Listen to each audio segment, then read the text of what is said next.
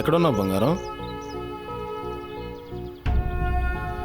Hello Arjun, bike మీద వెళ్తుంటే accident అయింది నీకేం కాదు, నీకేం కాదు, నోరు మూసుకో. నీకేం కాదు. డ్రైవ్ చేసేటప్పుడు అందరినీ హెల్మెట్ వాడమని చెప్పు. నేను చెప్తానులే హెల్మెట్ గురించి, ముందు నువ్వు మాట్లాడు.